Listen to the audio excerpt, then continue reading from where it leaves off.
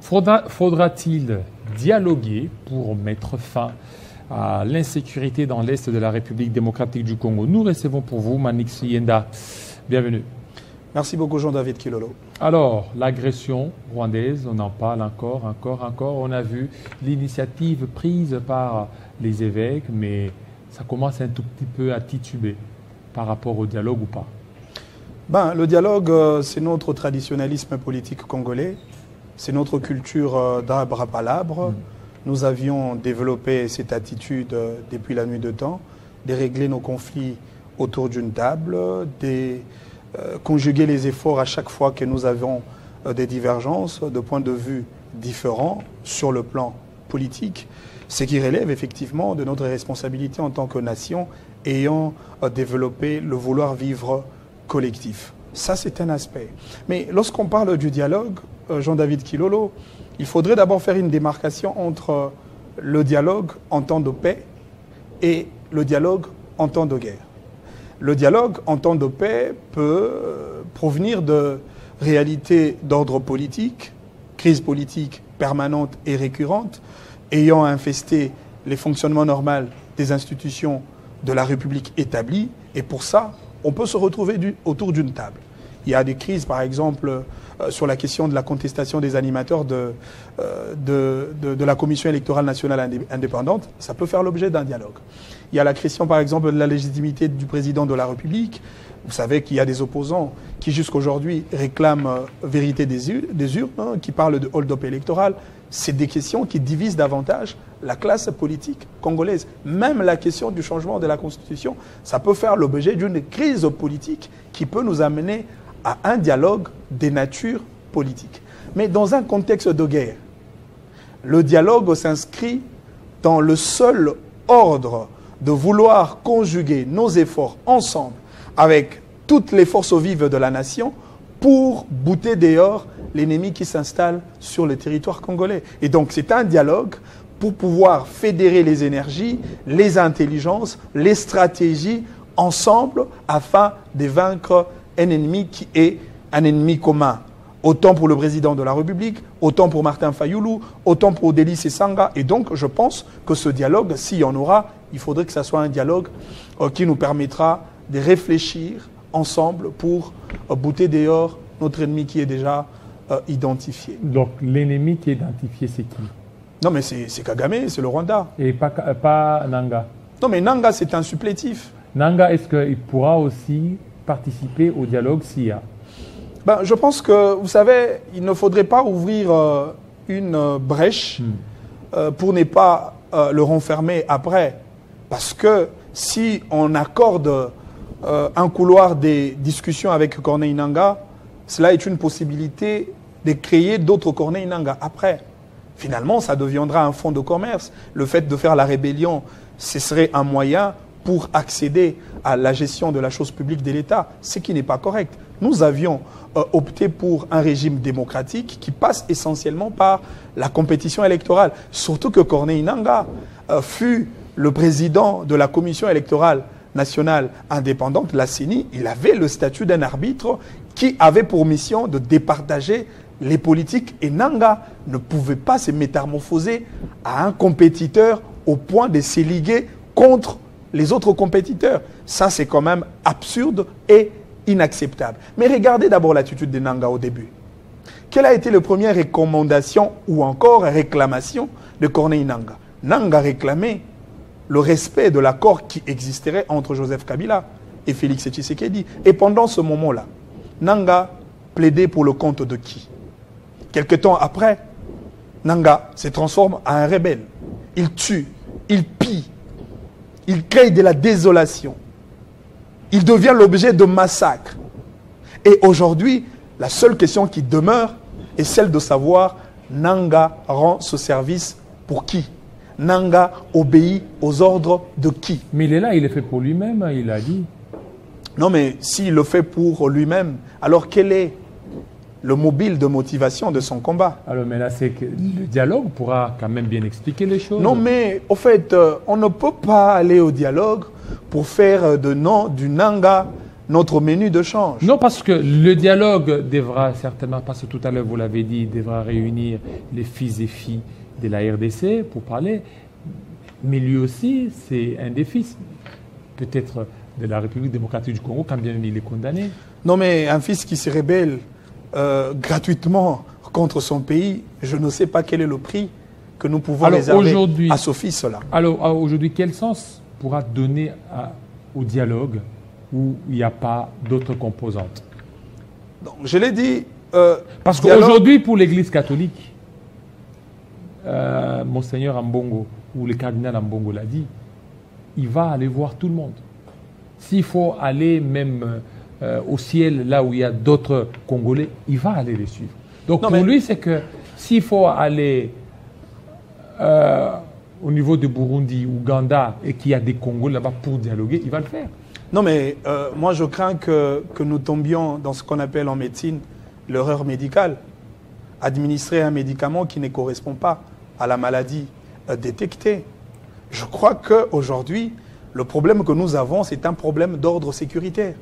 Et à un problème sécuritaire, vous ne pouvez pas apporter des solutions politiques qui nous déboucheraient réellement à un partage de butin, à un partage de pouvoir qui, en réalité, ne va pas apporter la solution aux problèmes posés. Là, nous avons besoin de l'expertise diplomatique. Nous avons besoin de l'expertise militaire. Nous avons besoin de moyens pour accompagner l'armée en termes de dispositifs matériels afin d'assurer l'autodéfense de notre pays. Nous avons besoin de ces choses. En réalité, même si on organise les dialogues, posons-nous la question. Qu'est-ce que Martin Fayulu pourrait apporter en termes d'apport visible et palpable pour l'armée? Fayulu va donner de l'argent pour qu'on achète des armes? Sessanga va donner de l'argent pour qu'on achète des armes? Les évêques de l'Église catholique vont donner de l'argent pour qu'on achète des armes? Si oui, eh bien, il serait important dans ce dialogue, mais dans le registre sécuritaire, parce que le problème est d'ordre sécuritaire.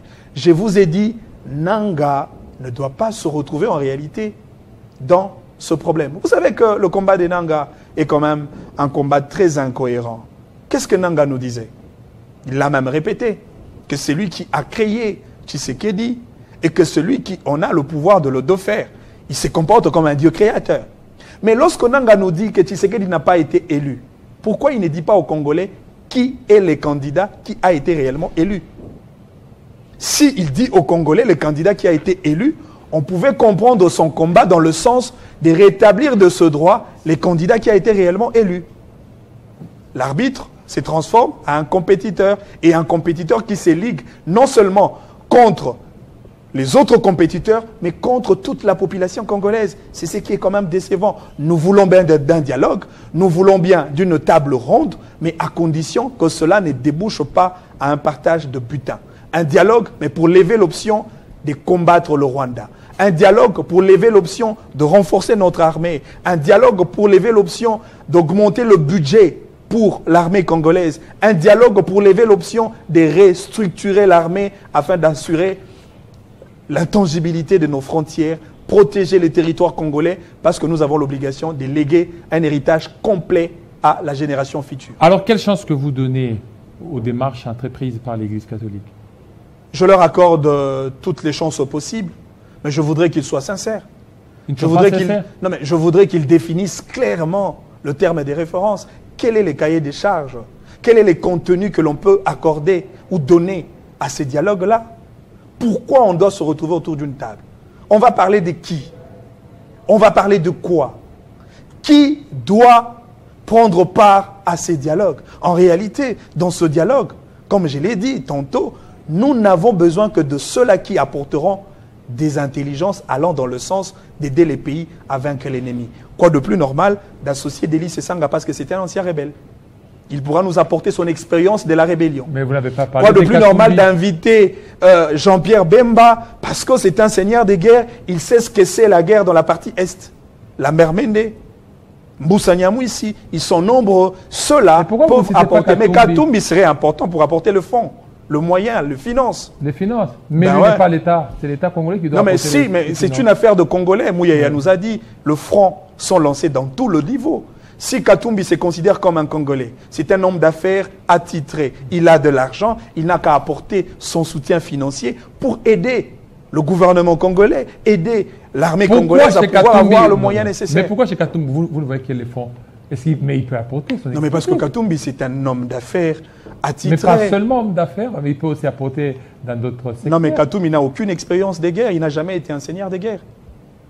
Katumbi n'a jamais occupé un territoire congolais. Mais Joseph Kabila a une expérience et de gestion parce qu'il a été le président de la République, mais aussi, c'est un ancien militaire. Il a une expertise militaire, il a une expertise de gestion, donc avec eux, il a une expertise en termes de diplomatie à proposer à M. Tshisekedi. Ça va suffire avec eux. Katumbi, Kabila, Fayoulou, Mende, et sans pour autant voir les autres. Non, mais on veut bien consulter tout le monde, mais il ne faut pas faire le fourre-tour. Sinon, on risquerait d'apporter une solution incompatible aux problèmes posés. Je parle de l'erreur médicale. Ne tombons pas dans cette erreur médicale. Ici, le problème est très clair. Il faudrait focaliser tous les efforts du pays sur la question de la sécurité. Alors, vous avez vu la passivité de la communauté internationale. Dès lors que l'Église catholique veut consulter Nanga, vous l'encouragez ou vous découragez l'Église catholique? Non, mais il va consulter Nanga, pourquoi? L'Église catholique va soumettre Nanga à une commission, à une confession religieuse. Nanga va faire un mea culpa devant l'Église. Nanga va reconnaître sa responsabilité sur le massacre de plus de 3000 morts dans un espace de 1 et de 2 jours. Nanga acceptera d'être transféré au pays et d'être arrêté et condamné à mort devant l'Église catholique. Et tout ce Congolais que nous avons perdu, comment on va le récupérer? C'est de ça qu'il s'agit. Alors maintenant, et pourquoi d'ailleurs Nanga s'est rébellé contre le pays? Il me semble que c'était pour un dossier de carré minier. Eh bien, s'il a besoin d'un carré minier, que M. Tshisekedi passe par les évêques de l'Église catholique, qu'on accorde un carré minier à Nanga. Mais quid de tous les Congolais qui sont décédés? C'est cela la question. Alors, il y a eu des sommets qui ont été organisés. Et ces sommets demandent un dialogue dans les processus de Nairobi et de Luanda. Encore une fois, c'est un jeu de complaisance. Je venais tout à l'heure de décrier la passivité de la communauté internationale. Autant pour la passivité de l'Union africaine. Pourquoi? C'est pas parce qu'il y a une porosité de notre diplomatie. Non, mais une porosité, d'abord une porosité de notre territoire. Parce que le Congo, depuis un temps, était devenu un couloir d'insécurité pour que les États qui nous entourent trouvent un moyen de se récréer de manière infinie sur nos ressources premières. C'est de ça qu'il s'agit. Le problème du Rwanda avec la RDC, le Rwanda veut maintenir sa posture d'un État commissionnaire, d'un État pont, d'un État passerelle pour servir la communauté internationale tout en tirant des dividendes pour booster son économie nationale.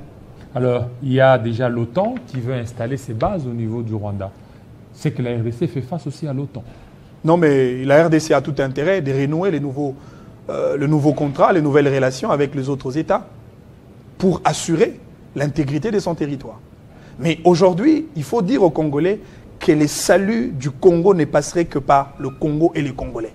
C'est-à-dire? C'est-à-dire, aujourd'hui, au-delà de tout ce qui se passe, il faudrait que nous soyons conscients de l'épaisseur du problème qui nous entoure, restructurons notre armée, payons convenablement les éléments de forces armées de notre pays et mettons de gens qu'il faut, procédons aux méthodes de toilettage des services sécuritaires de notre pays et c'est par là que nous allons assurer une bonne défense pour protéger la patrie. Merci beaucoup, Manixi Yenda. C'est à moi de vous dire merci, M. Jean-David Kilono. Passage. Alors, on va terminer par l'apport de l'Église dans cette agression rwandaise. Tout de suite.